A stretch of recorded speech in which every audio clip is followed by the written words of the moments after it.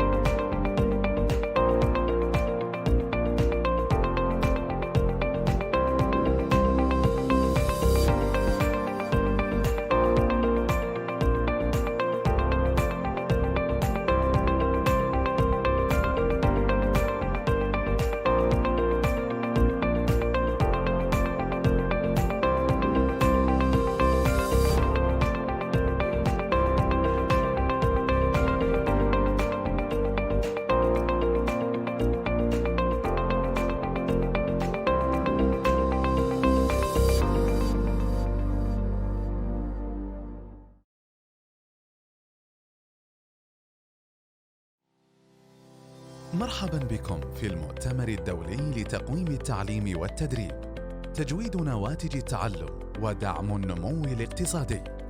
للحضور والمشاركة، اختر لغتك المفضلة، قم بتسجيل الدخول، ثم الضغط على المؤتمر لمعرفة المزيد من المعلومات. في حال رغبتك بطرح سؤال مباشر، اضغط هنا. لتحميل العروض، اضغط هنا. لتبادل الآراء، قم بزيارة المنتدى. للدعم الفني، اضغط هنا.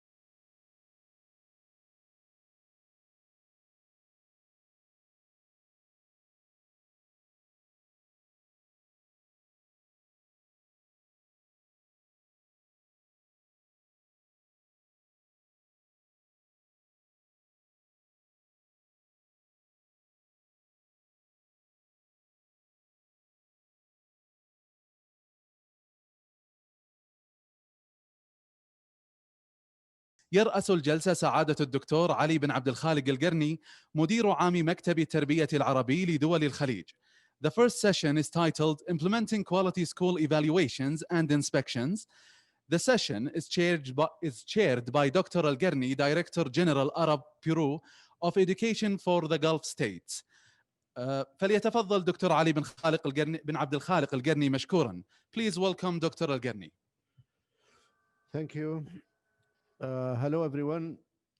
It's my honor today to introduce the first discussion theme of this important two-day conference. We thank ETEC for holding this important conference despite all logistic difficulties caused by COVID-19 pandemic. The theme to be discussed in this session focuses on school evaluation and inspection. This is a critical topic as it plays a central role in any endeavor to develop educational system, education policy, and also education practices. Schools usually work under constant daily pressure as they direct all efforts toward managing day-to-day tasks related to the delivery of curriculum requirements. Indeed, schools are preoccupied with a sea of details, day in and day out. And while they are naturally striving for quality in carrying out their missions, the need for outside independent judgment cannot be overlooked. It's important for any dynamic education system to create a machinery to ensure that high standards are maintained and that schools receive prompt guidance and advice. Today, our panel will reflect and present their views and experiences pertaining to this issue, to this extra important issue in this era of accountability assurance. School inspection and evaluation is an integral part of any successful educational system. Hello, everyone, our speakers, our prestigious speaker. We will start by Dr. Bill Maxwell. Bill Maxwell is working as an independent educational consultant after an extensive career leading educational change and quality improvement at national level. He was Her Majesty Chief Inspector of Education for Scotland from 2010 to 2017 and led the creation and development of education in Scotland. A new quality improvement agency established in 2011 to integrate both inspection and improvement support functions. As Chief Executive of Education Scotland, he led the program of national support for the implementation of Scotland curricula reform program, Curriculum for Excellence. He was previously Her Majesty Chief Inspector of Education for Wales from 2008 until 2010, where he led reform of the National Inspectorate and advice on wider system reform. Most recently, Bill has been undertaking work for the European Commission, including developing proposals for a European framework of quality assurance strategies and providing support for reform of quality assurance in Malta. Bill, the floor is yours, and I understand that you will be talking about building effective quality strategies for the 21st century school system. Thank you, Dr. AlKarni. I hope you can all hear me okay. Yes. I shall move on to, and thank you also for the opportunity to contribute to what I'm sure will be a fascinating session on a really important topic, as you outlined. I shall start sharing my screen and see if that works for us. It looks promising. Play from the start. Can you see my slides, I hope? Yeah. Okay, well, what I'm going to talk about is effective quality strategies for 21st century school systems. And I will certainly focus in on school evaluation and school inspection, but I want to place them overall as elements within an overall quality strategy and discuss how that really determines how we should go about designing school inspection programs. So if I can start by explaining what I mean by 21st century school systems, well, I think we'll have heard already a little from Andreas Schleicher about how fast education is changing. And I think we're certainly clear that the old 20th century notions of education about effectively imparting a body of knowledge to young people who will then probably experience a relatively stable professional life through their careers. That has all gone. Where now education systems now need to be much more ambitious in what they're doing. I've shared here the OECD's Learning Compass 2030, which has been work attempting to map out the kind of attitudes, values, skills, and knowledge that young people need to be helped to achieve if they are to thrive in the 21st century. And that includes cognitive skills, but also socio-emotional aspects, and it includes pupil well-being. It certainly includes core skills, but also higher order skills. So that this is a demanding agenda for schools. And it's very much about preparing young people to thrive in what is quite often called now a VUCA world. That's a volatile, uncertain, complex, and ambiguous world. Quite a handy bit of terminology that's cropping up quite a lot now. So that's what we're trying to prepare young people for. So what do I mean by quality assurance strategy? Well, this is the policies and arrangements. This definition actually comes from the work I was doing with the European Union, and I'll read it directly. It's the policies and practical arrangements through which the state seeks to ensure that evidence is systematically gathered and deployed in order to monitor, evaluate, and generate further improvement in the quality of its school education system. And that part about generating further improvement is particularly important in a volatile, uncertain world. Now, I want to focus in on that as we go forward. And a quality strategy it involves taking forward, using both quantitative evidence, like exam results and data, statistics about the system, but also qualitative evidence, and that's where inspection and evaluation processes, as well as gathering stakeholder views, all play such a vital role. So it's about blending both of those sources of evidence to provide an overall view of how the system's performing. And it's not just about gathering evidence, it's about both the types of evidence you gather, and it's also crucially about the processes which are employed to generate, analyze, and then use them in the system. And it's particularly that aspect of how evidence is deployed and used in the system that I want to say a bit about. So if that's the broad definition of a quality assurance strategy, what are the components of such a strategy? Well, again, drawing on the European work, we worked with representatives from all 27 member states to come up with a view of what consists a quality strategy. And here are the 6 main dimensions that were identified. These are all areas in where every system has some policies and some practical arrangements, policies and practices in each of these areas. So that one is school self-evaluation, what happens around that territory, and I'll say more about that. The second is external evaluation, which includes inspection, of course, and a range of other forms of external evaluation. Thirdly, there's national qualifications and exams, and typically most systems have exams, leaving certificates, whatever you call them, baccalaureates, in the upper end of school system, and make heavy use in their quality systems of the data that generates. But then fourthly, separate from that or distinct from that, although some of the issues are similar, systems all make decisions about how to assess student progress at earlier stages in early secondary education, what forms of testing or assessment they seek to use, and how they use that data to feed into their quality systems.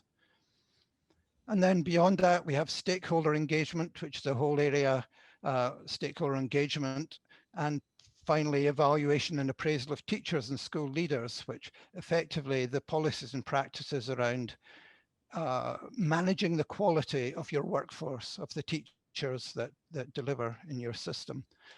Those latter areas we don't have time to go into so much depth today, but I'll touch briefly on those in the past as we go past. But those broadly were the 6 areas which together make up a quality strategy. And every country has policies and practices in those areas, but it's certainly true that not every country necessarily articulates these clearly as an overall strategy, or has necessarily designed what it does in one strand of this strategy with careful consideration of what's happening in another. But I think the message coming through for us was that coherence of approach, to have a really effective quality strategy for a school system, you need to have a coherent approach, because if what you do in one of these areas has an impact on how the policy and practice will work in some of the other areas, they are all interconnected, and you need to consider how they work together to get a good result. So, and in terms of coherence, what do I mean? I mean, particularly that they need to have coherence in terms of the overall theory of change that is underlying the way that the policies and practices have developed. And of course, there are various theories of change, theories of how you generate improvement and quality in systems generally, public systems, but also commercial systems and operators. I think everyone is clear in this 21st century that the way of getting quality in school systems is not a matter of people at the center coming up with hugely detailed guidance and then seeking to, in a top-down way, just force quality into the system by enforcing regulation, compliance with that guidance. I think there are a few systems that would go with a very top-down view of quality improvement like that. But nonetheless, in the last 10, 20 years, I think there have been two competing different theories of change which have been very influential in the way that policies and practices are designed in school systems around the world. The first of these is effectively applying a market competition theory of change to the school system. I'll say a bit more about that in a second. And the second I'll describe as being a collective capacity building approach, which is an alternative model which is really gathering ground in many areas, I think. But what do I mean by a market competition approach? Well, effectively, it's around using public comparison of performance to promote parental choice between providers, just as in any other market, and therefore seeing consumer pressure as being the key driver for generating quality and improvement. So it has these features. It means encouragement of a free market of multiple autonomous education providers, and you'll see that happening with charter schools in America, with academies in England, free schools in Sweden even, kind of reflect that approach, set up as many different providers as wish to be created. It involves reducing the role of middle layers of governance where they existed, like local authorities or municipalities. Deregulation of the teaching workforce, typically giving schools, these independent schools, more freedom to hire and fire whoever they like and train in different ways. It's certainly, and this is characteristic of this approach, it's the development of high stakes national testing and league tables, which are designed for public consumption because they're essential if parents are to choose and apply that pressure. League tables has been a classic way of doing that. And a strong emphasis on encouraging consumers to make choices and exert that pressure. But I would say there's a lot of negative impacts have begun to be associated with a market competition approach. And there are a number of academic critiques you could point at now, which highlight a number of problems that are emerged through a severe or an extreme version of this approach particularly. And that means polarization of quality and outcomes, some schools doing really well and others doing really badly. A lack of coherence locally in how school provision is planned. A sense that vulnerable pupils often lose out because as schools are chasing good league table grades, good results, they can tend to marginalize or even exclude disproportionately young people who are not succeeding so easily. Narrowing of the curriculum, a common criticism with an excessive focus on what's tested and what's published in the league tables, the test results. And damage to the morale, status and professionalism of teachers that goes with the deregulation and also the focus on a narrow understanding of what success looks like in schools. To quote Hargreaves here, he sums it up as a tendency to make education short-sighted and superficial, preventing deeper transformations in the quality of teaching and learning that can provide higher order thinking skills and develop deeper virtues and values. And it's these areas, of course, which are so important to the 2030 OECD vision, or helping young people thrive in a VUCA world. So if I look at the alternative, what is the alternative that's emerging if people are rejecting to some degree this high stakes market competition approach? Well, I've described it as collective capacity building strategy, and it focuses on education as being very much a common public good rather than simply a commodity that individuals seek in the marketplace, something that is an individual benefit or gain for an individual or their family. Key to this model is aligning purposes and aims of education at every level in the system, from national level to school level to right down to parents and pupils, understanding and buying into what the purpose of the education system is. There's a commitment in this model to long-term investment in the professional capital of teachers and school leaders. So rather than deregulating the teacher workforce, it's much more about the state investing in high quality leadership and high quality teacher profession. It's encouraging collaboration and networking. I think this is a strengthening theme internationally. Putting schools, encouraging them to collaborate with each other rather than compete with each other. And it's certainly about investing greater trust in schools and teachers as professionals. At one level, taking a systems theory approach, you can see it as an attempt to create the school system as a learning system. So you have here in the purple circle around the outside of this model, you have the shared vision, values and aims and goals, which have been developed across the system with strong stakeholder buy-in. And you have a broad structure for the curriculum with principles, experiences and expected outcomes, but not a very detailed prescriptive model of curriculum. And within that broad shared understanding of what the system's trying to achieve, at the top there at the 12 o'clock level, we have schools who are very actively and proactively designing their own curriculum, their own approaches to teaching and learning, and seeking constantly to improve those. As they do that, that encourages innovation. And as we go around the clock face, we have impact being evaluated at multiple levels. And that's right down to teacher level, working as reflective practitioners, but schools working on self-evaluation, as I'll come to in a second. National evaluation, equally important, pulling together results of innovative work, as well as seeing best practice across the system.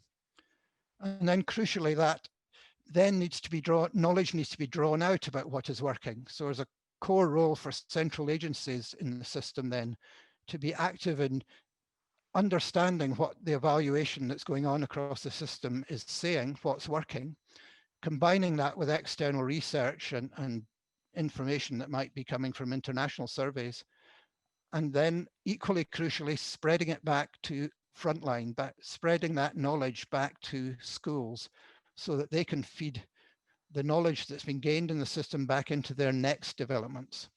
So this is a learning system which is the aim ultimately of this approach, I think.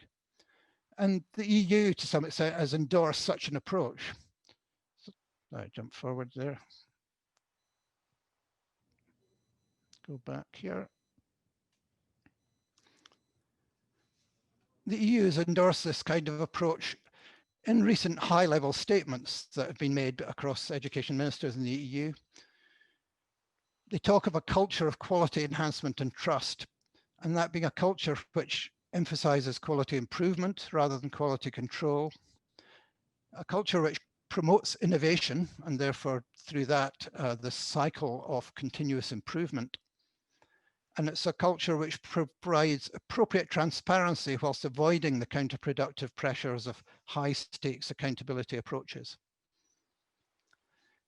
And that was translated, certainly in the work we were doing with the European Commission, that was translated into a model that tied together those 6 strands of quality assurance strategies within a wrapper that emphasizes school quality enhancement, that's school-led, schools leading on quality enhancement and continuous improvement to create system-level improvement.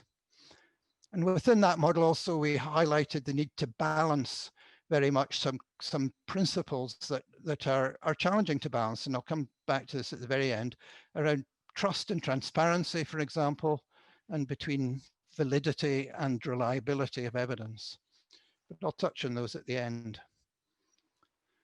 So what does that mean? If I can focus in on some of the strands now, and I'll focus in particularly on the first two and say something about data. But school self-evaluation being the first strand of a quality assurance strategy, this is particularly important, but designed as self-evaluation needs to be focused on helping schools improve rather than making schools accountable. So systems in this model, they need to require all schools certainly to self-evaluate. Self-evaluation is expected, and all schools are expected to be involved in generating school improvement plans. But the guidance from the centre needs to be simple and flexible, allowing schools lots of scope to customise that and follow their own priorities to a large degree.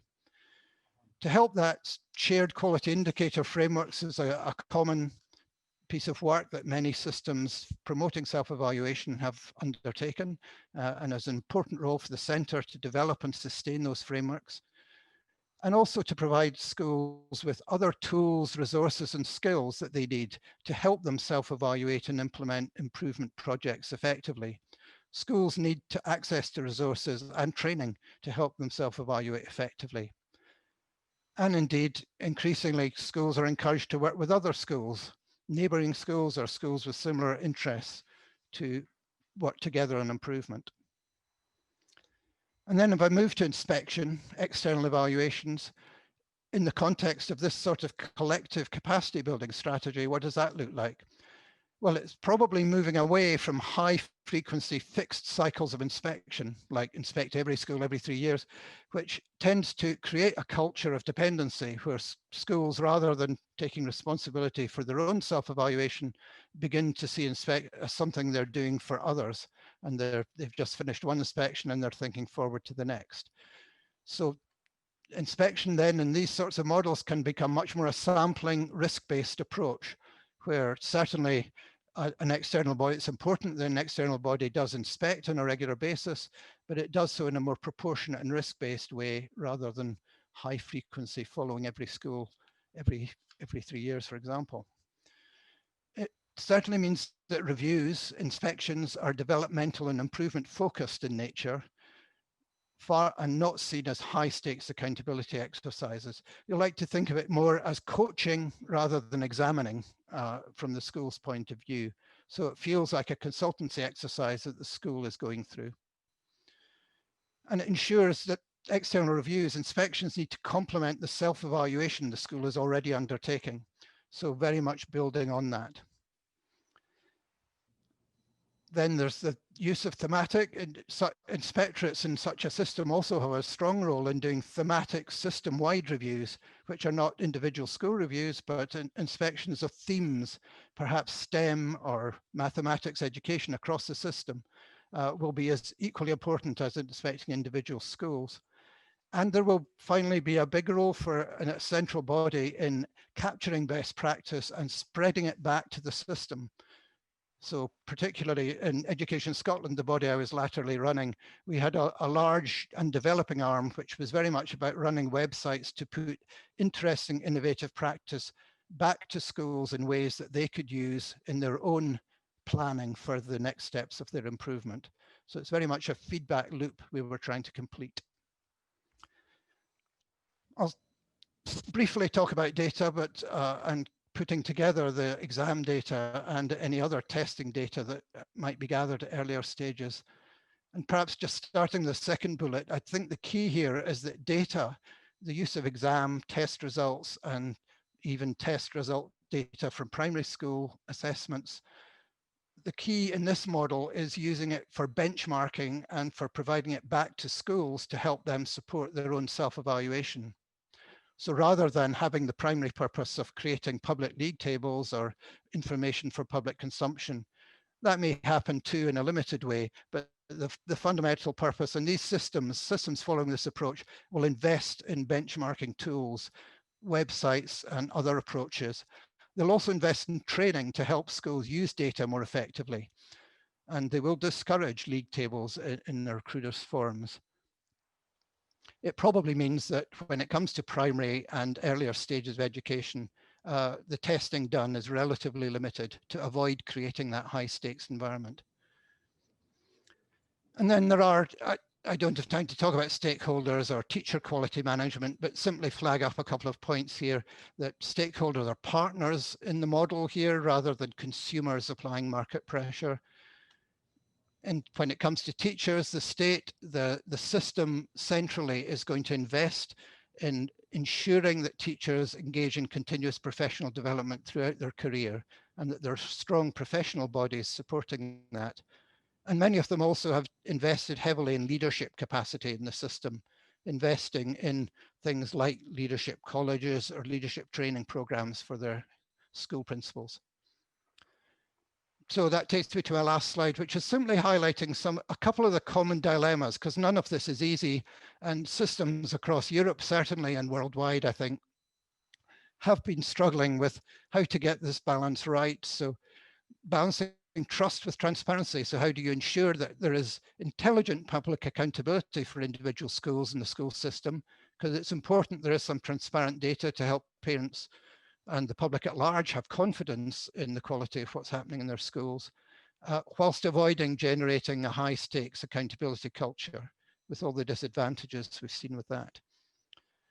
And then secondly and lastly, balancing validity with reliability is thinking back to the 21st century model of what schools are trying to achieve, how to generate valid and robust evaluations of school performance, which do justice to the full scope of 21st century learner development. And I think I caught some of what Andreas Schleicher was saying on that front, and avoid over-relying on what's easily measured or tested in standardized ways, because where systems become too narrowly focused on just what they can easily test, that has counterproductive effects. So it's how can we measure what we value rather than just end up valuing what we can easily measure. So thank you for listening. And at this point, I shall just hand back to the moderator. Shukran. I shall stop. Shukran. Thank you very much, Bill. I think it was a very educating presentation. You mentioned that the 21st century has put a demanding agenda on schools, and that's why you call it 21st century inspection system. You talked about quality assurance strategies, generating further improvement and qualitative versus quantitative. And you talked about the 6 dimensions and used in the inspection and evaluation in the EU. And you mentioned that to be effective, you have to be coherent. This is the coherent approach that you talked about. And you mentioned the 2 theories of change. The market competition approach and collective capacity building, which looks at education as a common good, common public good. And you mentioned that the EU endorsed the collective capacity building, and in that theory, you mentioned the self-evaluation that schools should undertake for self-improvement, and you touch on the inspection and the challenges that faced the inspection, namely balancing trust with transparencies and balancing validity with reliability. I think did I summarize your presentation at least to the best of my knowledge? Thank you for this. Yes, indeed. Enlightening presentation. We'll come back to you, Bill, with the questions if we have questions and we have time for that. Thank you for managing the time very nicely. We'll move quickly to the second speaker. Our second speaker is Bert Lichtenberg. His current position is Strategic Inspector at the Netherlands Inspectorate of Education.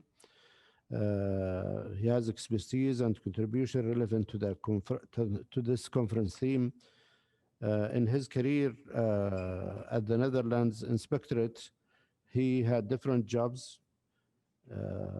For example, developing responsible implementing new inspectorate frameworks, developing job profiles for inspectors, head of the application committee to hire new inspectors and analyst,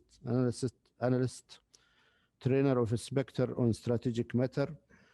He had 12 years head of the Department of Vocational Education of the Inspectorate and the head of the Crisis Incident Team, special expertise on quality assurance and the assessment of the board of school. Before he was school director, member of the Dutch National Committee for Student Assessment and Evaluation, a chairman for the National Committee of Student Assessment on Management Studies in Vocational Higher Education, and he worked as management consultant in education consulting on developing and implementing new educational concepts. Also, he has other interests. He's a professional photographer and very interested in other cultures and countries. Welcome, Bert, and I leave the floor for you. You will have around 20 minutes. Thank you very much. I will start my presentation. I hope you can see it. Okay, thank you. Assalamu alaikum.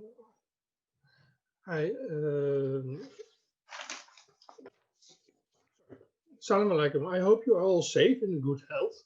Thank you for giving me the opportunity to contribute for the second time, I think, for this wonderful initiative. And welcome to my home office because of the corona.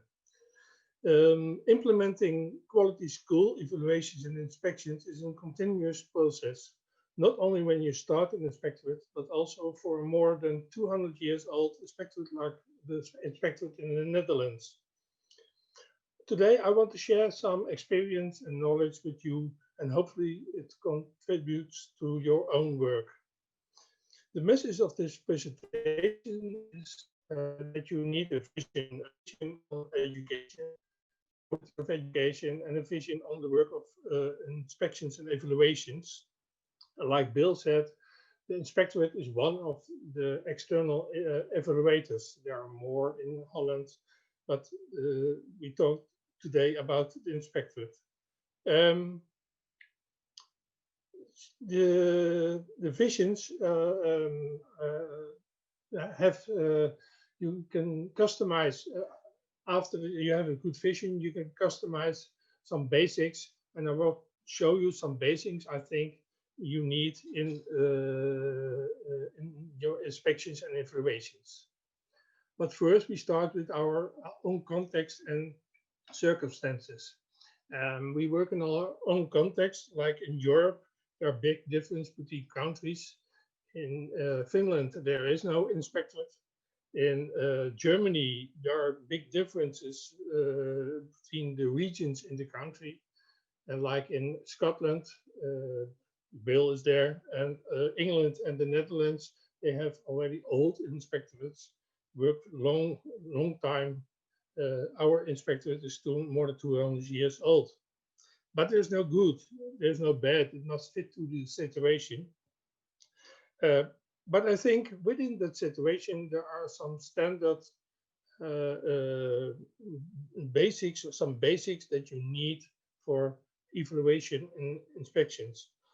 I call these basics the building blocks of evaluation, which you must customize on content, process, and implementation. You have to have priorities, for example. By the way, this is not only for inspectorates or something. You can also use it for your evaluation on student exams or other subjects. You need to start with the vision, because then you can go back if some changes, and the world is changing, Dr. Schleicher already said about education, it's the same in our country. I come back later on. In this presentation, I will tell you about the basics. First, the visions. I think you need a vision on quality of education. And I heard Bill already said about the outcomes and indicators or standards. When do we speak about education that has a certain quality? And that's the same for evaluations and inspections, school evaluation and inspections. What's your role? There are more external evaluators. So what's your role? What's your position? What's your jurisdiction? And it all has to be on the quality of education. But the cultural, political, and historical and difference in law will make that every county makes its own choices.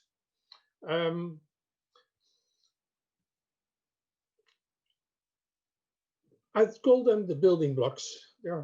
For me, there are 4 building blocks that everyone can use: the assessor skills, the instrument, the quality assurance, and the knowledge. Together and in good harmony, the blocks are effective on the use of evaluation and inspections. These 4 building blocks help you to make choices, but also the connections to improve the quality of evaluations. In the next sheets, I want to specify some of the each block on a high level. I think we can talk hours about each block, but I will shortly mention some of them. And behind each block is a world of scientific research and experiences. We start with assessor skills. I think that's the most important block. The quality of the skills of assessors, evaluators, or inspectors. Their professional judgment must fit to the vision of evaluation and inspection, and this is crucial for the effect on the quality of education. That's at the end, that's what you want.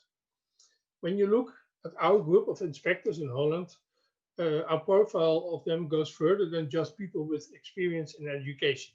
We have chosen for a mix of people. Of course, part of the group has experience in education, but also experienced auditors, managers, and people for companies. And the interaction in this group is very interesting, and we think it's increasing the quality. Interesting is also the inter-inspector reliability. How do we take care of the same judgment in similar situations by different inspectors?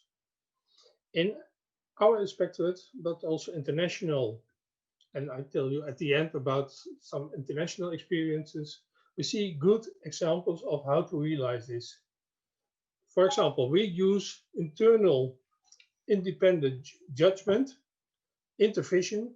We always work in teams of at least 2 inspectors that change every time, and the reports are judged by the independent inspector before it's sent to the school. And that's besides the fact that we try to develop our instrument in a way that they stimulate inspectors to work on their inter-inspector reliability. And because the main and most important part of the work is done and learned on the schools, we believe and invest in coaching on the job besides learning and training. The use of a good assessor profile and a carefully application process will help you to work on the quality of the work of evaluations and inspections. Here, there's a list of our competencies, our profile, just for your information. I think a lot of the list is known by you.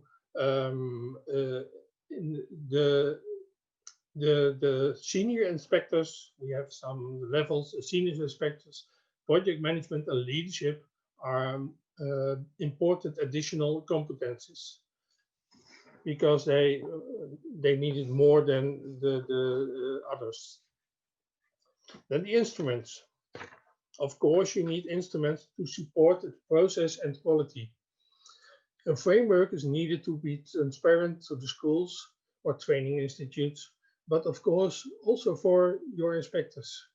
Important subjects in the framework are the vision on evaluations and inspections, again, the assessment framework, benchmarking and judgments, and communications and reports.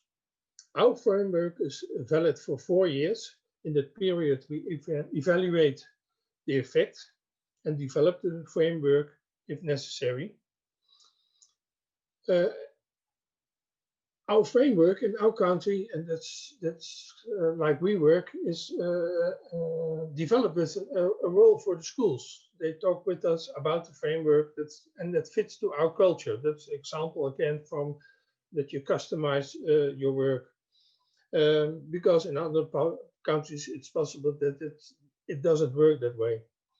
The framework is established by the minister and therefore an extension of the law, and that gives us a possibility to maintenance and to really sometimes force schools to improve.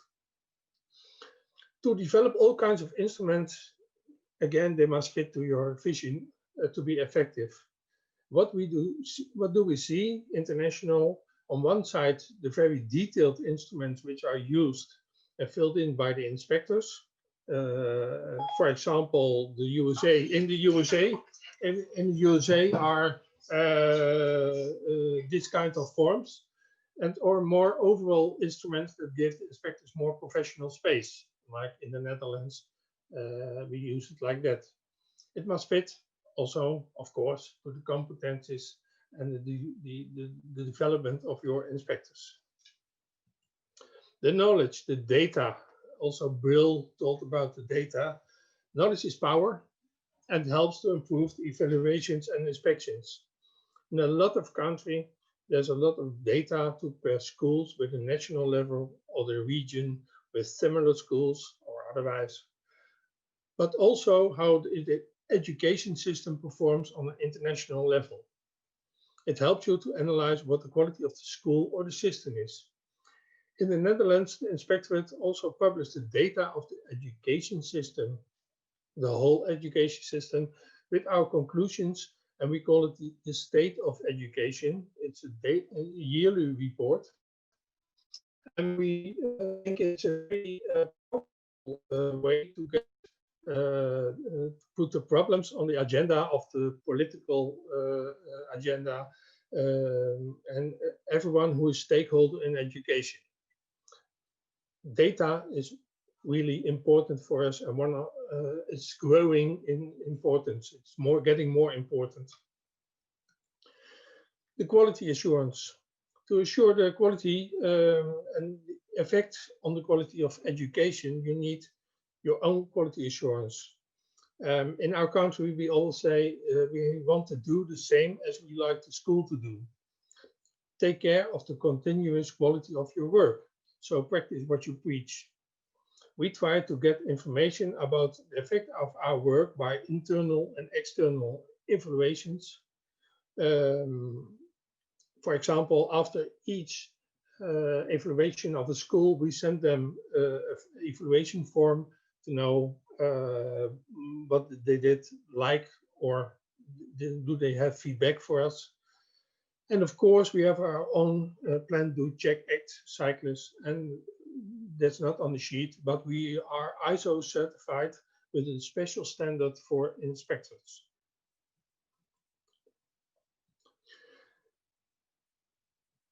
As a summary, the whole picture, and I think the mainstream in the schedule is the vertical line. From vision to quality assurance, investing in assessor skills, and all for the effect on quality of education. The blocks left and right, the building blocks, are supporting the mainstream. When they are better realized and used, then they have more effect on the mainstream, the vertical line.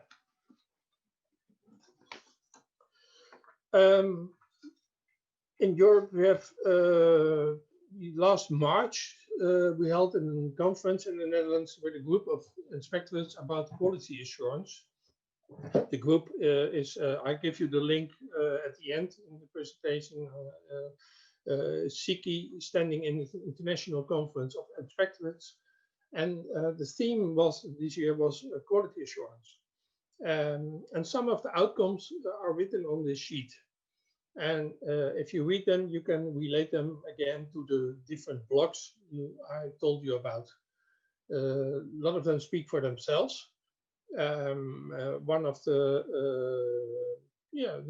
things that other inspectorates didn't have was one inspector had a code of practice or the code of behavior, and that's developed for the inspectors and schools. What's the attitude of the inspectors, and what can you expect?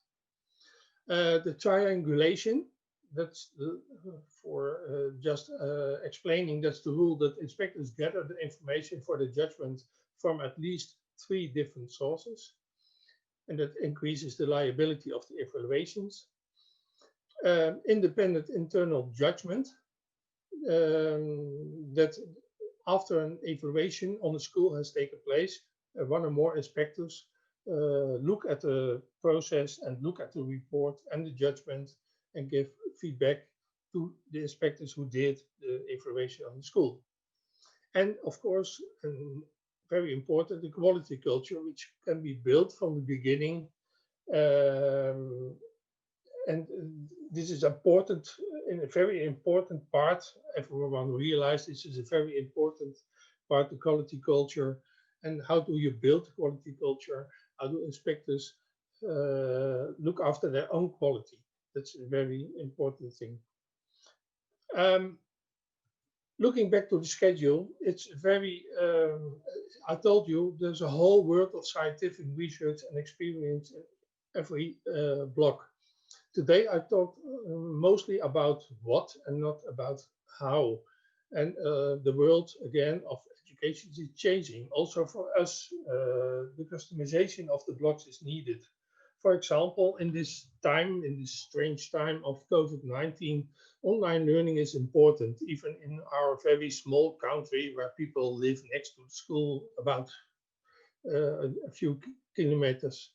So we are developing we are developing a vision on the quality of online learning and a vision on how do we evaluate this online learning, in which way.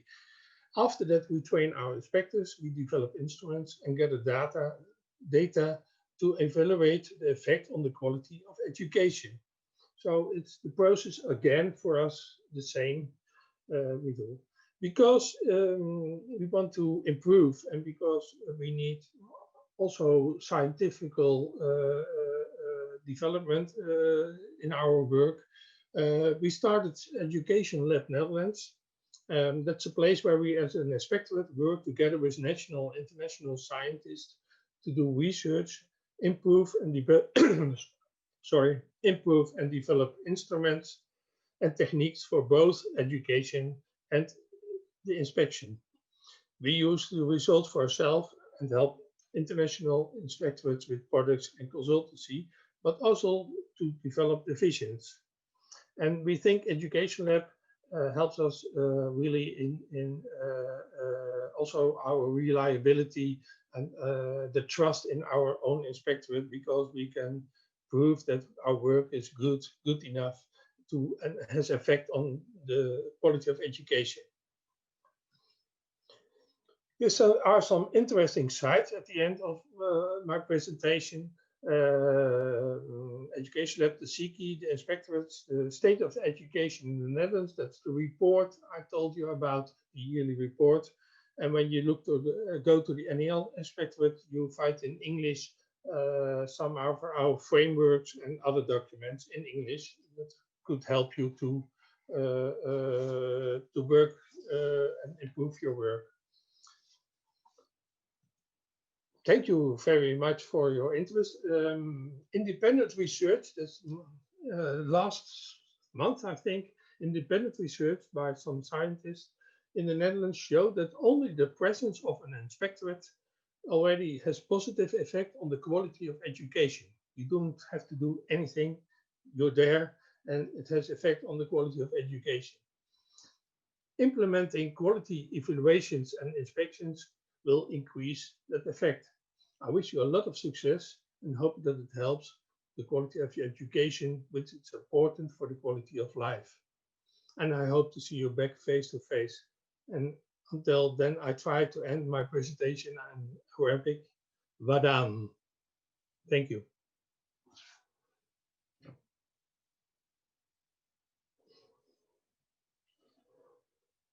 Talked about implementing quality inspection and the effect of implementing this quality inspection. You talked about different systems of inspection and evaluation, and you said that no good, no bad in systems of school inspection and evaluation. It depends on the contents. You talked about the need for vision on quality education, vision also on school evaluation, and you touched about the four building blocks, skills, knowledge, and on the part of the inspector, and the instrument and quality assurance. You talked a lot about this, and also how you touched upon how quality is determined according to the SICI. And lastly, you talked about how to evaluate online learning in this era of pandemic. And you said that you follow the same approach, except that we have to have the support of research on how to improve online evaluation. Thank you for this presentation. We'll come back to you if we have questions, and we will move now to our third speaker, Professor Hanada Taha. Hanada will be talking about one of the input of school evaluation, and that's an important input. It's about Arabic language teaching, learning, and evaluation. Hanada is the endowed professor of Arabic language and director of the Arabic Language Center for Research and Development at Zayed University, UAE. Previously, she served as acting dean of Bahrain Teacher College, University of Bahrain, where she joined as associate dean in 2010. She has close to 30 years of experience in teaching and teacher pre-service preparation and in-service training, Arabic language curriculum design, developing and reviewing national literacy strategies and literacy coaching. She designed the first system for leveling Arabic text, which is currently used by regional and international publishers to level their Arabic children's books. More than 8,000 books have been leveled free of charge with a grant from Arab Thought Foundation. She is the senior author for Pearson First Arabic Language Arts K-9. Her research is in the field of Arabic language teaching and learning, Arabic children's literature and teacher preparation. She holds a PhD in education from the University of New Orleans, USA, 2001, and an MA in education psychology and counseling, and BA in social and behavioral science with a minor in Arabic from the American University of Beirut. Hanada, the floor is yours, and you have the choice to speak in Arabic or in English. Shukran. Let me share. Can you see it? هل ترون العرض؟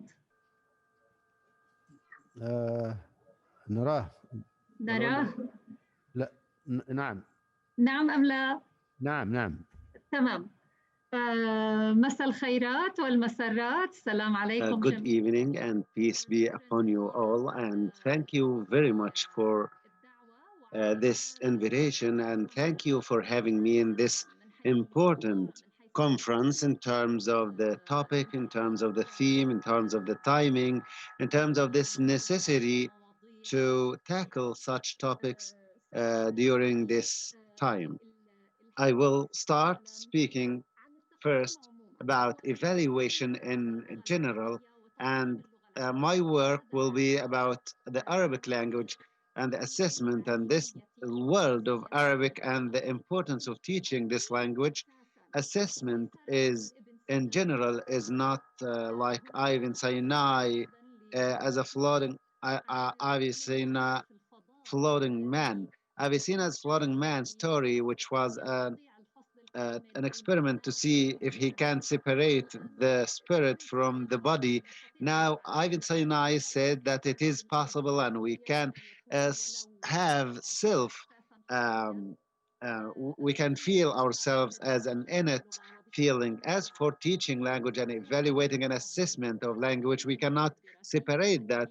Even in other subjects, in all school subjects, it is separate. It is not separate from the policy of the linguistics and the philosophy of education that is developed and followed by countries, educational methods and how to prepare teachers, how to train them, how to find this complete system and matrix. We cannot speak about assessment in isolation from other things related to the other relations with the interrelated links to assessment. Assessment in general aims at serving the learner by an educational system that is holistically self-accountable and measurable.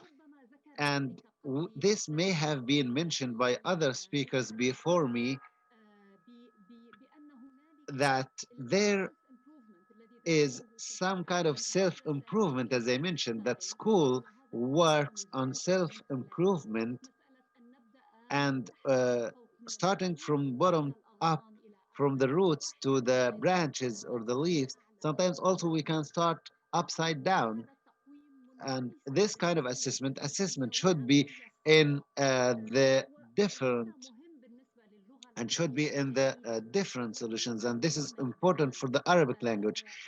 We have in the field difficult questions that we need to ask, and I will mention these questions later on.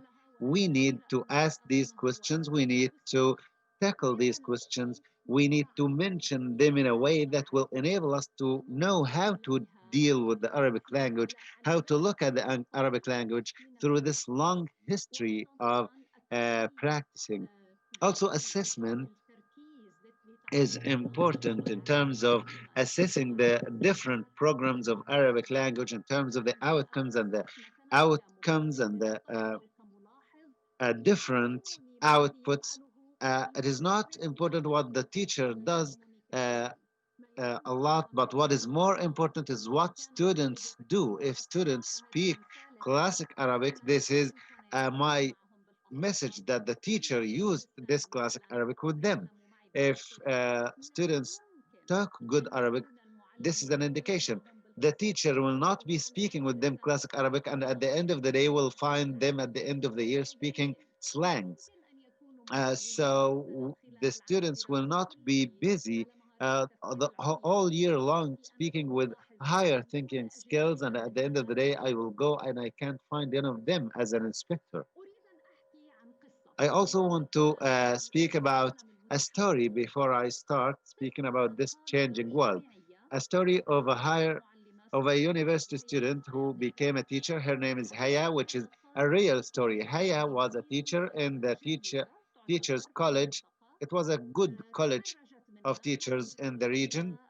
She graduated, and this college was for students who uh, studied for free, and they used to receive monthly payment in order to uh, be committed to teach in the public schools for the government the same period uh, like they studied. So if she studied 4 years, she's going to work for 4 years for the public schools, or else she has to pay what her costs of study.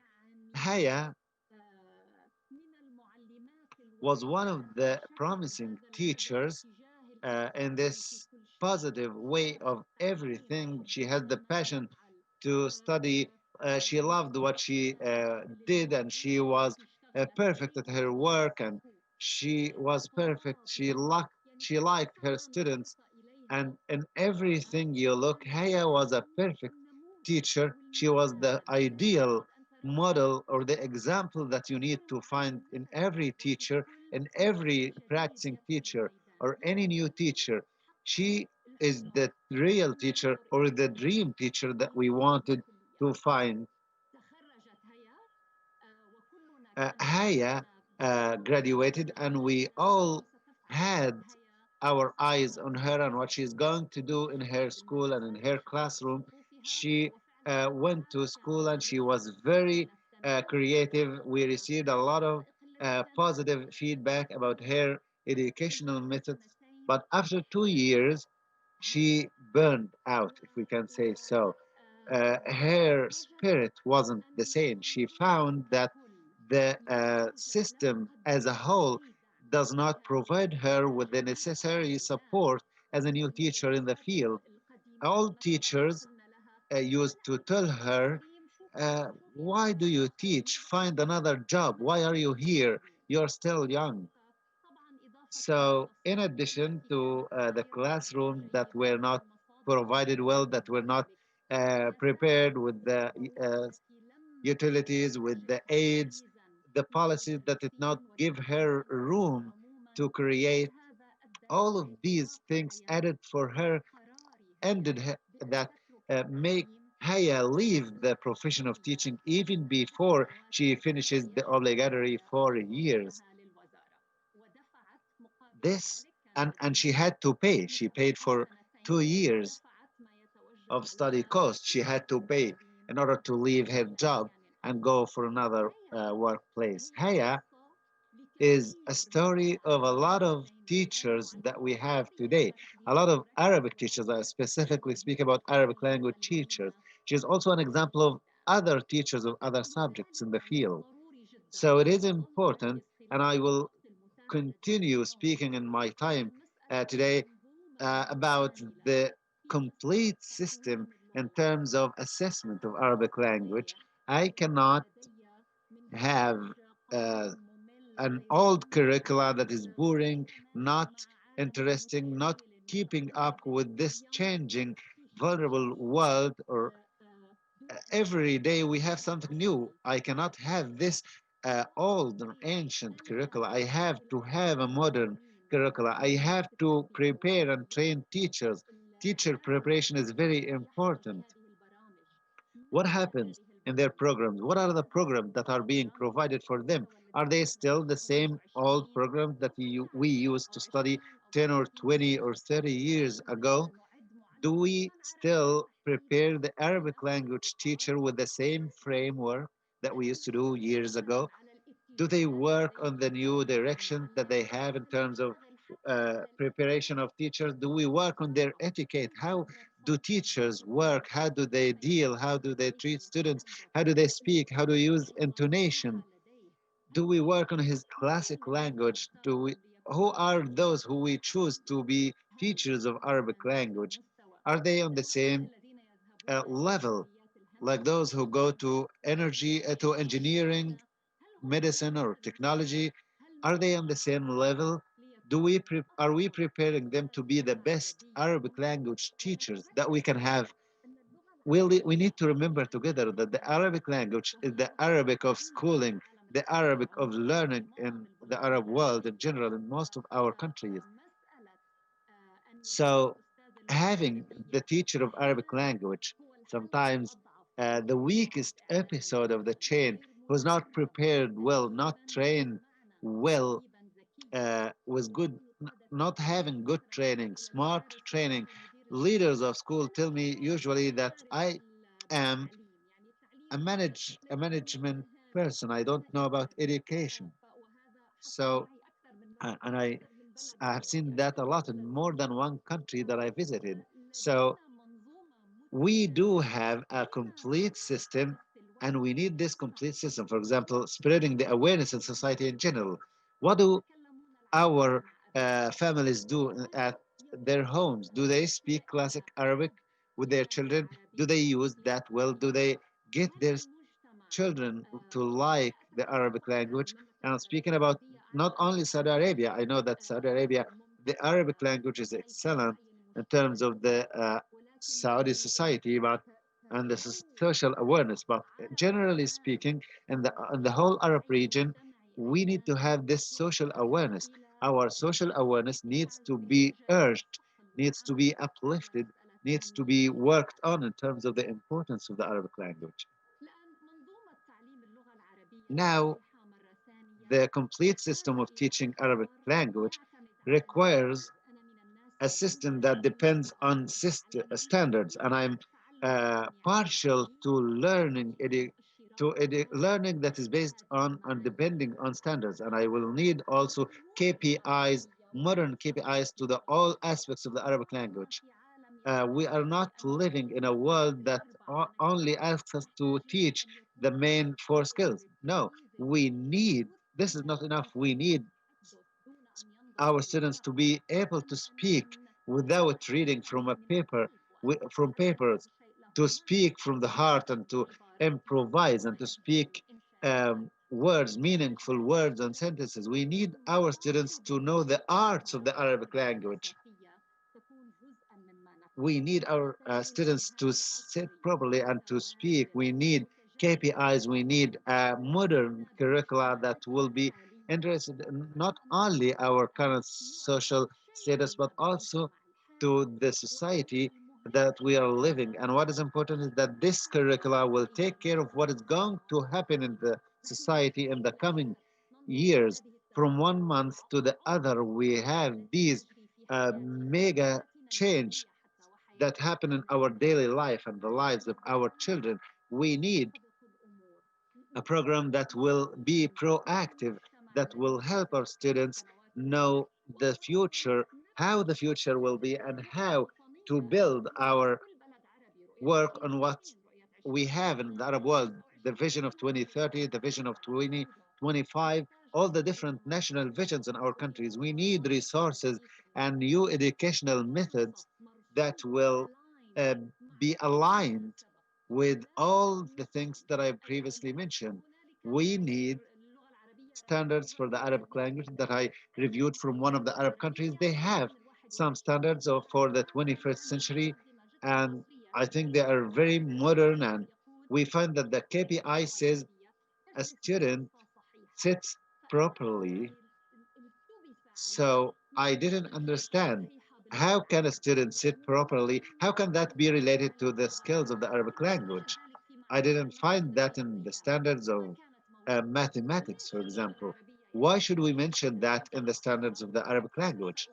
How can I measure or assess that? And if we have a standard or a KPI in the Arabic language standards for listening etiquette, for example, listening etiquette, that the student should not speak before the others end their speech. But we forget that in the Arab world, the way we speak, sometimes we don't wait for the others to finish. And this is a part of our culture and a part of our energy that we have, the beautiful energy of our culture. We don't sit and wait in our society. We have our culture of conversation, and we attack together when we speak, all of us, and everybody's listening and everybody's talking. So how can I do with such KPI in the Arabic language? Or for example, if I find that in the 8th grade, that one of the students said that a student should copy a paragraph with ruqa or naskh calligraphy. So this is beautiful, but how can we use it as a standard? In the 8th, how can I measure that? And Paz and Kiza, how can I speak about that in terms of Arabic language skills? Now, in terms of the drivers of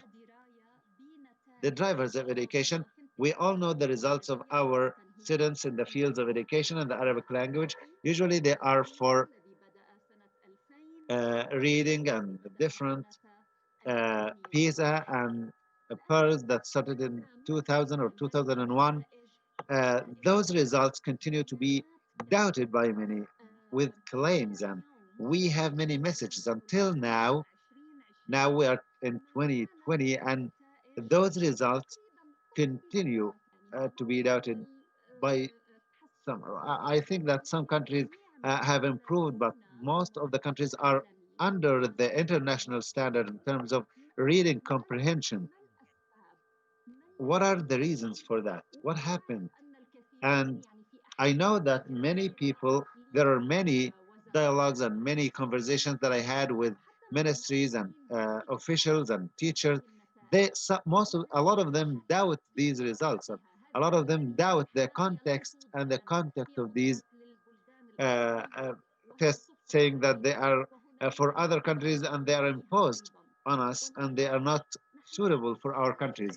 But we have to look at the directions, and by directions I mean the uh, right or left. Today, the world is going to the direction of less content, but deeper content. So it is not, and I usually speak about the idea of grammatical standards or concepts. We don't need all of these concepts. We need the best or the most important of them, those who are very important to us and those who are repetitive in our writing skills. We need KPIs that are less but deeper. The whole world is going in that direction now, with a huge deepening of skills. Now the world is working on the academic vocabs. How, what are we working now in terms of the Arabic programs? Do we look deeper at what the students have in terms of the academic vocabs? Do we know what are the academic vocabs or the normal vocabs or the everyday vocabs that we need to teach students in the first, second, third to the 12th grades? Do we know that? Do we work on that? What are our choices for educational drivers? What are the political decisions that we have, and how can we, if there is a political decision and a political will that is important in order to improve education and to improve learning and education drivers that are important and valid, can the middle management take that political decision? How, if this political decision is taken, can the middle management uh, take care of the implementation with those who are going to implement these political will or political decisions in the quality of education? I usually, in the Arabic language field, and this is what I work on, I usually feel that there is an episode, the middle episode, that is missing between the political decision and the implementation or the reports and the standards or the phrasing, the formal phrasing or the official phrasing of education, and that management, middle management in the system of education that needs to take that and implement it in the schools. Now, if you remember in the beginning, I talked about that we need to ask the difficult questions, philosophical questions, maybe questions that may be sometimes practical and bold. There is a question about the curricula of the Arabic language. Is the Arabic language curricula charged with teaching Arabic language, reading, writing strategies, or higher order skills? Or is it in charge of instilling identity, religious beliefs, or moral imperative in students? Or is it all of the above? Is the Arabic teacher today the gatekeeper to all of these critical issues? Do we find the same thing in social studies, math, science, music, or other subjects that are being taught or that we have in our different schools? What are we going to assess? Are we speaking about duality or digloss that we have in the classic Arabic and the slangs? Do they have a place in the making of our linguistic policies and language policies in different ministers? There are big and difficult questions, daring questions that we need to ask. And I need to go back to the teacher of Arabic language, the teacher of Arabic language that we sometimes mistakenly assume that he is or she is the gatekeeper to religion, identity, and ethics, and reading and writing and strategies. Can those teachers be trained based on these assumptions?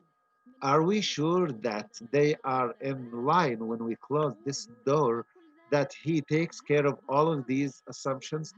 Are our programs or the assessment of the programs of the Arabic language, are they comprehensive enough?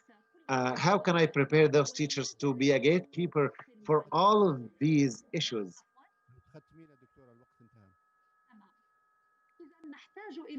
So we need alignment between the education, between everything, and we need to think and of the role of the ministries, not only ministers of education, but ministries of finance, labor, education, others who impact education. Thank you very much for listening, and I hope you have a good journey in the quality of education. Thank you, Dr.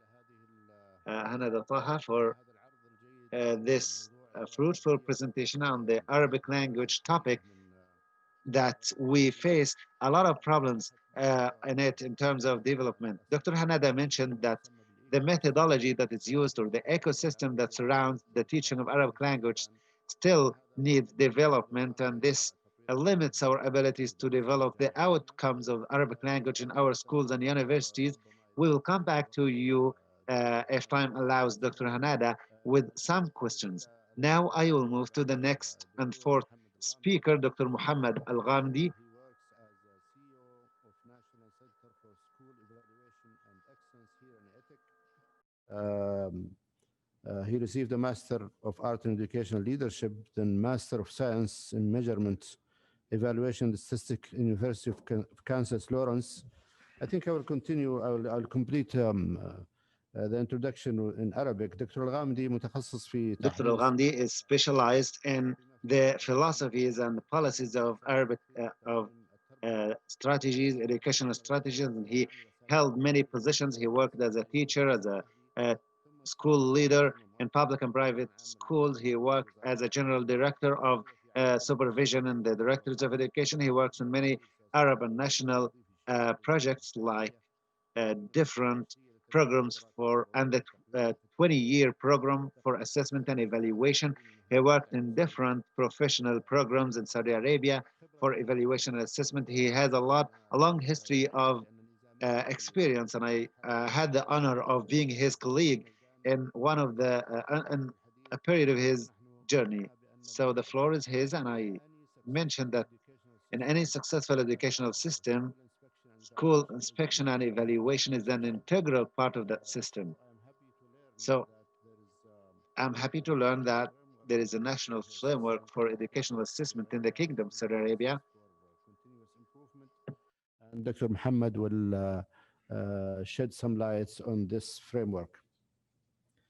شكرا دكتور علي. بسم الله الرحمن الرحيم. Thank you, Dr. Ali. In the name of Allah, the Beneficent, the Merciful. I will mention some of the things that were mentioned by three of the speakers who spoke before me, some of the main ideas in order to integrate them with my presentation. So Mr. Maxwell mentioned and assured that coherence is very important. Also, Bert spoke about data and it's important. Dr. Hanada mentioned the importance of standards and indicators. All of these things are important, and they are main evaluation matters. And in the recent period, there is a greater interest of the policymakers and different systems in terms of development and improvement in order to understand in a better way how students learn, and through knowing how deeper effective factors in this kind of education. And in order to have the foundations for the quality of the performance of educational systems, we have this kind of framework, the national framework for improving and developing public sector and public education in Saudi Arabia as one of the most important things in the frames of education and evaluation. These efforts are important on the national level for ETEC in order to to put together the different parts of this field in a technical national frame. There are previous efforts on the international level that was led by the cooperation at the OECD organization, starting from maybe 2011. They started exerting some efforts in the same field. So in brief, the framework is important and it is related to the content that needs to be improved and developed in order to have integration and coherence between the different parts of assessment and evaluation and their relation to the curricula in order to have conformity between our policies in Saudi Arabia. There are different parts of main different components of this kind of framework, Unfortunately, the presentation is, I'm trying to share the presentation.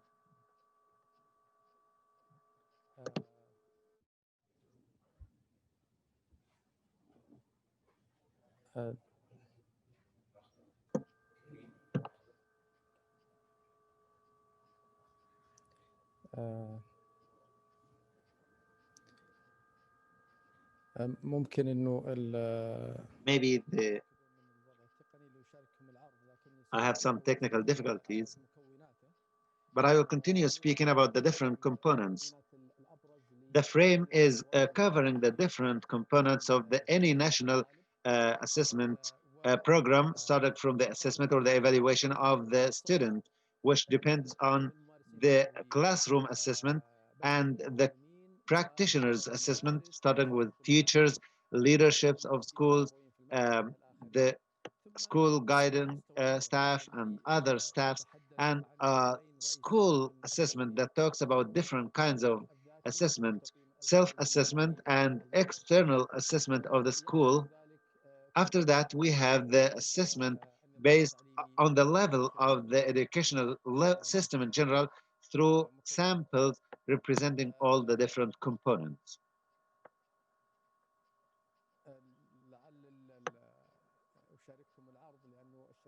I'm trying to share I want to share the presentation because the next slide is very important and we may need some time to discuss the different details of this slide.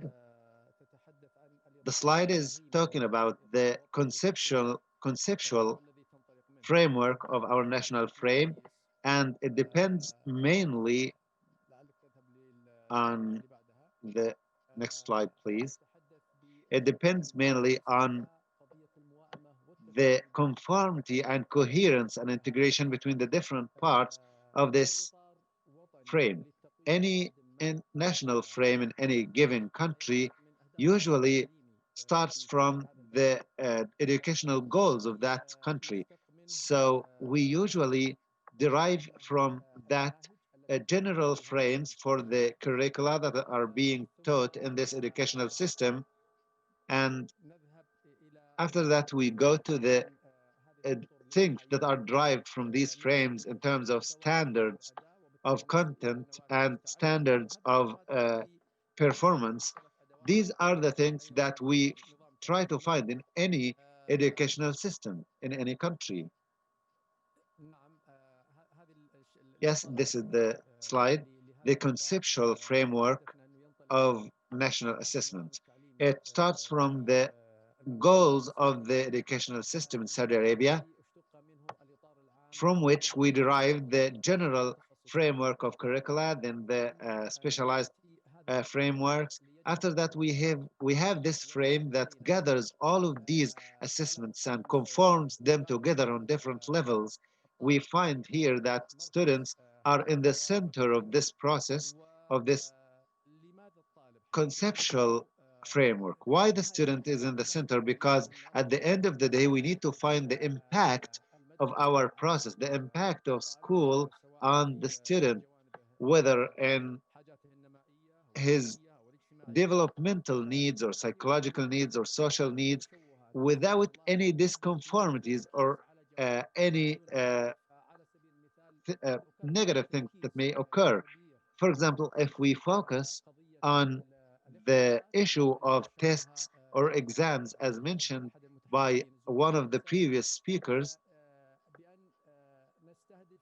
we need to target and to measure what is easily measurable. And this will lead us to mainly focus on tests, and this will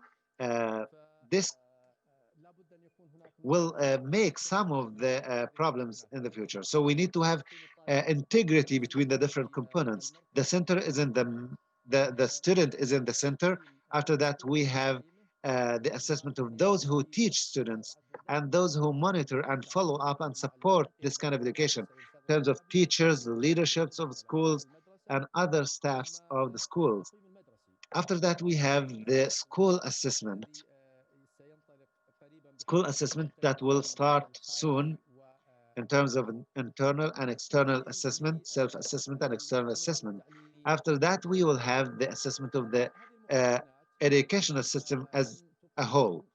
These kinds of assessments are required to provide enriching feedback of the different components of the educational system, and this is our goal.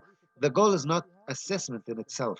Assessment in itself is not a goal, but it's a mean to a goal. This goal is to have feedback for these different components of the process that will help them improve their work and improve the learning and teaching process in order to improve the outcomes and outputs of education for our students, males and females. It is important here to mention that there is a kind of progress that happens from one period to another in some of the components. At a specific period of time, we were waiting for standards for curricula, whether in its general or specialized spectrum, and we also were waiting for some kinds of school assessment and the licenses, professional licensing, and the participation in different kinds of international studies and national tests as well. So today, the different components of this frame are available. They only need some kind of integration in order for them to lead to the delivery of actual positive feedback to the different components and to have the reflection of these feedback on the improvement of the different components.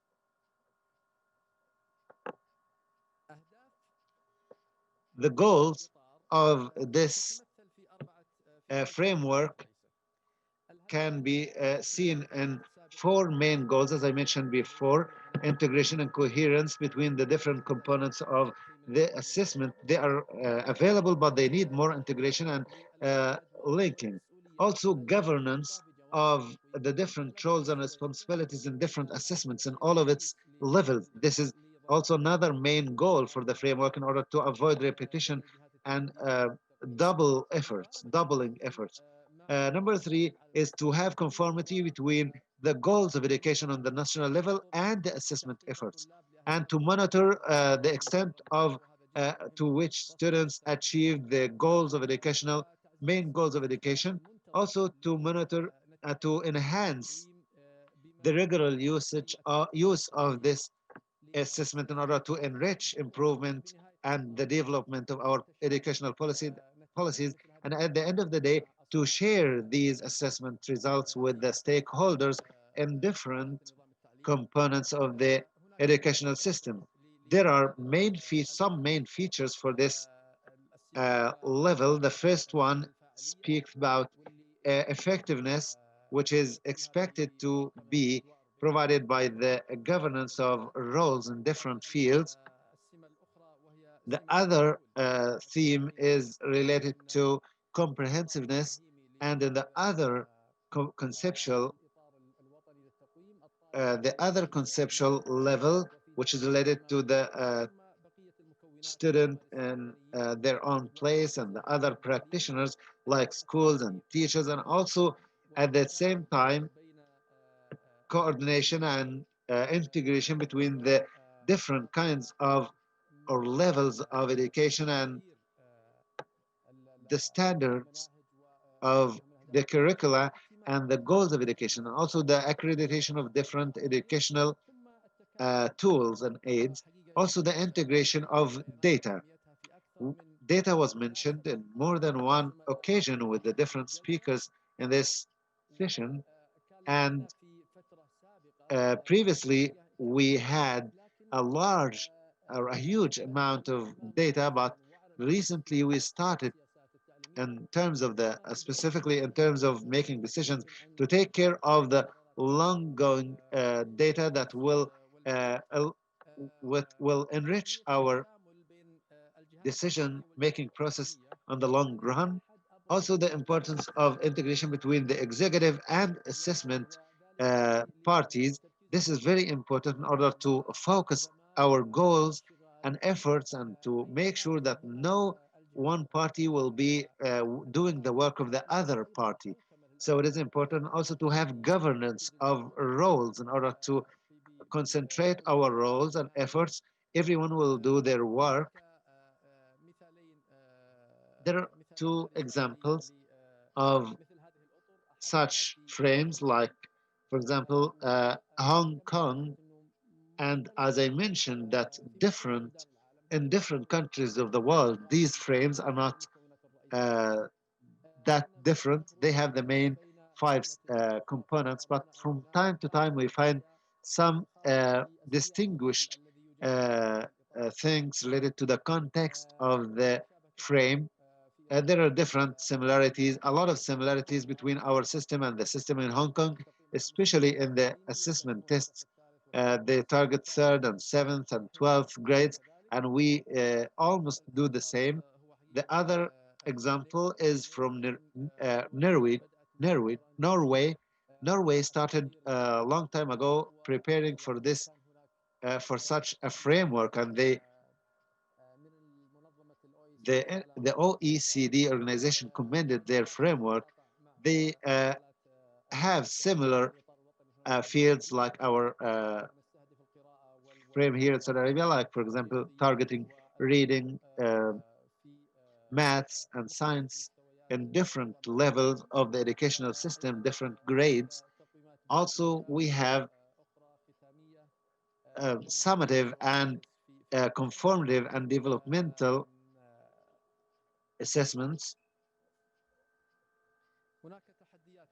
We also have different challenges that we face in terms of providing such framework in our educational aspect.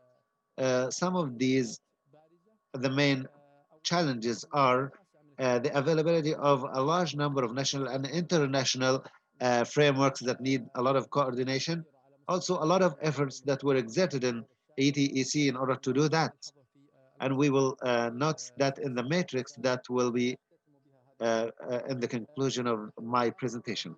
Another challenge is that there are a lot of overlapping between executive and assessment agencies in terms of assessing students. This may cause some repetitiveness and duality of efforts.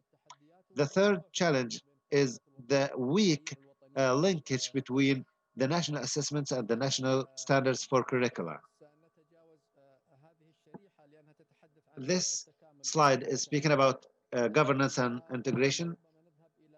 We will pass it in order to save some time, and we will go to the next slide speaking about the most recent preparations for this national framework. We have this matrix that speaks about different assessments of public education in Saudi Arabia as part of our national framework that is followed, that ETEC is going to launch soon. As you see on the screen, we have a system for assessment on the level of student. We start with the student, standards of curricula to identify the goal outcomes that are expected. Also, the specialized and general frameworks of the curricula, speaking about four main phases of our education system. The first one is the foundation, ending with the third grade. The second one is enhancement, ending with the sixth grade. The third is expansion, ending with the ninth grade, and concentration, ending with the 12th grades. we worked on developing the national plan of tests in order to integrate with the international studies. Most of the updates that occurred are speaking about national tests in the three fields, reading, science, and maths, in order to tackle the third, the sixth, the ninth, and the 12th grades, in order to integrate with the international tests like TIMSS, PISA, and PEARLS, as you see, that happens in the fourth, eighth, and 12th grades. So in this way, we will have, God willing, different points of checking, 7 or 8 points for all students, starting from the first grade to the graduation of the 12th grade. We also have education on the level of the school. As I previously mentioned, we have self-assessment and external assessment and school accreditation for the international and private schools. We also have professional licenses for different practitioners. This is, in brief, our perspective of the national framework of assessment in Saudi Arabia. We look forward to conducting a number of workshops in order to agree on the governance of these procedures in different fields with the different key stakeholders and parties in this field. Also to build a matrix related next, similar to the matrix of the national frameworks, also to discuss the best use of, or the best utilization of the outcomes in order to improve the results of education, the outcomes of education, and to have an interesting and enriching journey of learning for our students in Saudi Arabia, and peace be upon you all. Thank you very much. Thank you, Dr. Mohammed. Dr. Mohammed spoke about the framework of assessment for schools in Saudi Arabia, and he mentioned the different components and the challenges that they are facing, and the considerations that they took in order to prepare it, and the different things from all around the world. Thank you, Dr. Mohammed. We still have only 5 minutes. The speaker is speaking in English now. Here is a question that could be answered by Bill or Bert, whatever. Whoever want to take the question. The question is, what are the main requirements of the inter-inspector reliability? Bill talk about the reliability and the balancing between validity and reliability, and Bert also touch on this important aspect of evaluation. So anyone can shed light on this question, Bill or Bert? I'd be happy to talk about that. Okay. If you can hear me, I think it's an important issue, and for any inspectorate, its reputation relies very strongly on teachers trusting that the inspectors are reasonably consistent in how they judge against the quality indicators that the system has in place. So it's really, I mean, you do that partly by making sure you recruit really highly skilled head teachers in the first place, but then I think all inspectorates need to have induction processes for training and supporting and coaching new inspectors to get to that level of consistent application of the standards, and therefore, and keep checking that throughout their careers, actually. But Bert, you'll have a view. I know the Netherlands do this. Yeah, I agree with you. And I think in our inspectorate, it's a continuous process of evaluation, internal evaluation of this reliability. It's so important, and what you said, Bill, it's the trust of the schools and the teachers. That's so important. And in Holland is a small country, so they compare the schools with each other. So they compare the results of the evaluation, and why do I have this one and why do I have this one. And so it's always balancing process, but it's one of the most important things we are our daily things. Thank you. اوكي ثانك يو دكتور حنادة. يعني عيشتينا في هموم الايكو سيستم المحيط بتعليم وتقويم اللغه العربيه. Dr. Hanada, you told us a lot about the things and the concerns and the challenges that you are facing. As people of Arabic language, can you mention something that we can do in order to improve our efforts in teaching the Arabic language? There are a lot of national and international efforts and initiatives. Let me speak about the honest efforts. We did not develop much despite of having these initiatives. So what can we do in order to be better? Yeah, you want something that is alternative to the whole current system, right? Yes. If I want to start, I will start with the preparation of teachers and training teachers. So if we work on this aspect, we will have good results in cooperation with the different universities, colleges of education, in order to have good preparation for the teachers and to choose students from the high school students, graduates. We will be able to make a good result, to have good results. Thank you very much. Dr. Mohammed, the speaker is speaking English now. Back to Arabic. Did we choose that? Can we know how will you be able to implement this framework? When will it be implemented? Thank you very much. The different components of the framework are complete.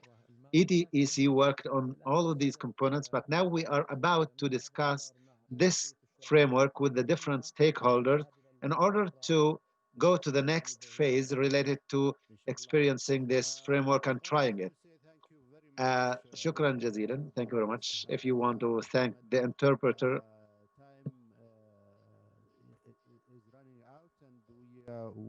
We cannot have enough time to benefit from your presence and experience. So thank you very much for what you have offered today, and hopefully we'll see you in other occasions. شكرا لك. Thank you. شكرا لك. مع السلامة. شكرا. Thank you.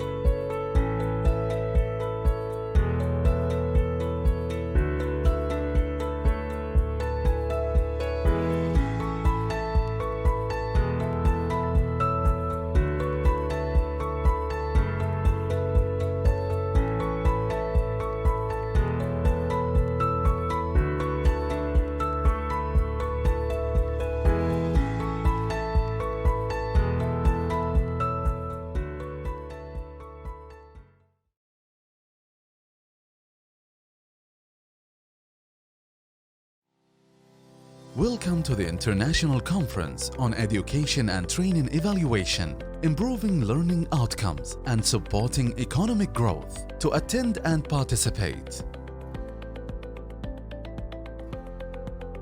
choose your favorite language. Sign in, then click on Conference. For further information, to ask questions directly, click here. To download the conference presentations, click here. To share ideas and opinions, please visit the conference forum. For technical support, click here.